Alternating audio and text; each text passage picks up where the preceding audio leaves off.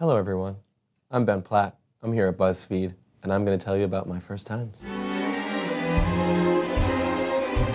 First memory from working on Dear Evan Hansen. The first memory I have is going in for the first ever reading of it, like the first time we ever sat down just to hear it out loud while they were very much still developing it really early on before there was any productions or anything. I wasn't allowed to know anything about it going in because they wanted to see what the cold read would look like what it'd be like if I just sat down and opened it up and read and see what the connection to the character would be like without any preconceived preparation. And I just remember walking in and being deeply terrified that I was about to play who knows, like a drug addict, or you have to have an accent that I didn't know how to, I truly had no idea what I was getting into. And I opened it up, and his first big speech where he's going on and on and on about how nervous he is and anxious he is about going to school, I was like, oh, I got this, I'm already anxious now. And then it worked out pretty well after that. First time you were truly starstruck. Ooh.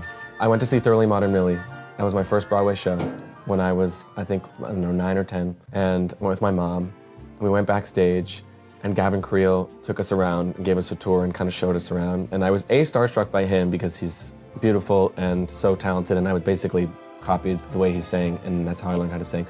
And B, because I was like, I have to be in this world, I gotta be in the theater. He's the coolest, he knows all these backstage secrets. And I was like, my life is kind of set, and I kind of stuck, so.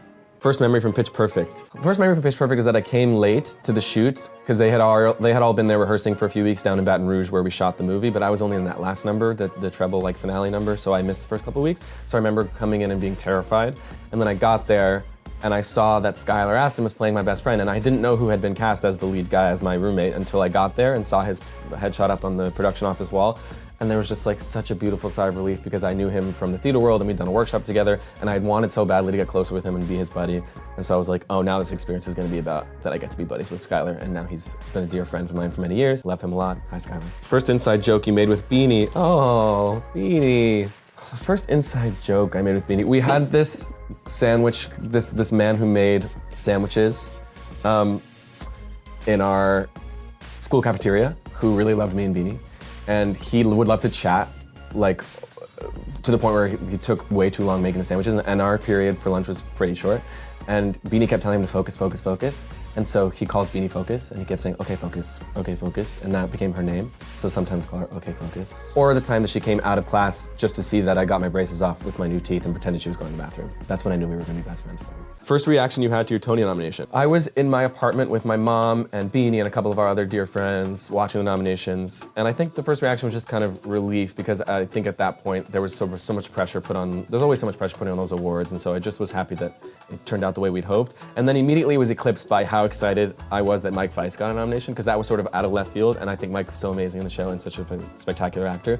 So I just remember jumping up and down on the couch being like, it's Mike Feist! First song you wrote off your new album, Sing to Me Instead. The first song that I wrote for the album was the song called Runaway, which is the last song on the record, and it's one of the 2 on the record that I wrote on my own. I was lucky to co-write all the other ones with really fantastic writers, and Runaway is very much a tribute to my parents. It was kind of the first thing I knew for sure I wanted to write about, was sort of the way that they sort of set a beautiful example for me with their relationship and their sort of steadfastness. And so I knew that it was kind of going to be a lovely kind of epilogue and button to the album, and it's sort of a lullaby, and I think it's a beautiful energy to kind of go out on. So, but I highly recommend listening in order and having that be your last note. First AIM screen name, B Diddy 150. First song you wrote as a kid. I think the first song that I participated in writing was sort of a rewriting of a song. My family, whenever we have a bar mitzvah or a bat mitzvah, we take a musical theater song, we rewrite it, and the lyrics to be about whoever's bar mitzvah or bat mitzvah it is. And so when I was old enough to participate with my sister Hannah's bat mitzvah, and we did this song called A Book Report on Peter Rabbit from Charlie Brown musical, we wrote it as a life report on Hannah Barron. Hannah Barron is my sister. And so I got to contribute a little bit. I mean, my dad was the main writer, but I made some rhymes, so look where I am now, Dad. First time you got major stage fright. I've never gotten major stage fright. First time realizing you were famous. Well, I don't know about that. The first time that I realized that I couldn't walk out of the house without at least being a little bit conscious of something like that was probably after the Evan Hansen first preview. There was just a sea of, during the Pitch Perfect of it all, it was a lot more sort of sporadic, and now and then it was a lovely surprise when someone would remember, you're that weird magician kid. But Evan Hansen kind of took it to that next level. I just remember looking out the window after the preview and seeing just a sea of blue hats, and then walking the stage door and hearing shrieking people and just thinking this is gonna be a different level of thing. But it comes with the territory, and it's beautiful to have support. But also, let's talk instead of take a selfie if I do ever run into you. First time you met your BFF, Beanie Feldstein. I really love that Beanie is appearing in these questions. The first time I met Beanie Feldstein, this is a great story. We were at a bat mitzvah. A bat mitzvah reappears in this answers too. We were at a bat mitzvah, and it was our mutual friend, and we met during like the cocktail hour outside the proper venue, and our friend was like, you should meet each other, you both love theater. We were like, okay. So we sat down, started talking about theater. Time kind of sped up, and we stayed at that same cocktail like area table, just talking about theater. We missed the entire time, so we never went inside and just spent the whole time talking to us. Our mutual friend is still upset to this day that we missed the bat mitzvah because we got along so well. But then there were no cell phones, so we weren't at the same school. So we were just like, bye, see ya, this was a great first date. And then we never saw each other for like 2 years. And then I finally came back to the same school that she was at already in 9th grade. On the first day, we were like, I remember you. And every day since, we've been soulmates. Okay. First role you really wanted that you didn't get.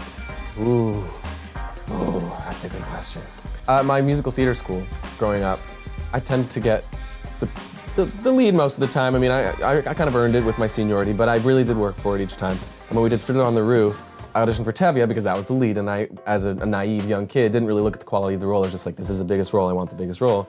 Didn't get it. My best friend Yale got it, who I basically forced to do theater with me just to hang out with me. I was really upset. I was cast as model the tailor, which is a smaller role. I was like, why am I model?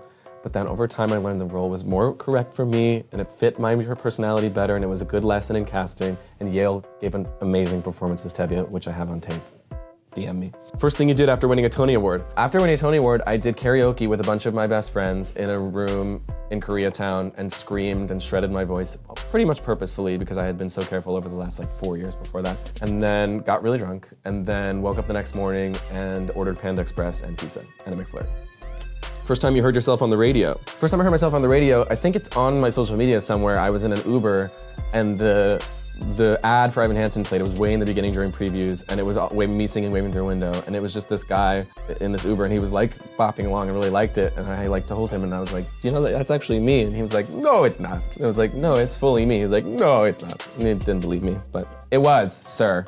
Okay, last one.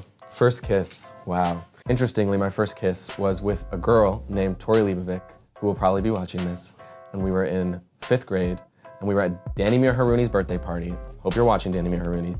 And we were boyfriend and girlfriend, as much as you can be in 5th and 6th grade, and they were like, you guys should go behind that bookcase and kiss each other. And we were like, no, we're not gonna do that. And everyone was like, go behind the bookcase.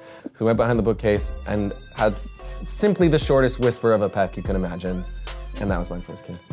That's all I got. You guys should go and listen to my album, Sing to Me Instead. It's out now. I think you really like it. It's been a pleasure. Thank you, Buzzfeed. See you later.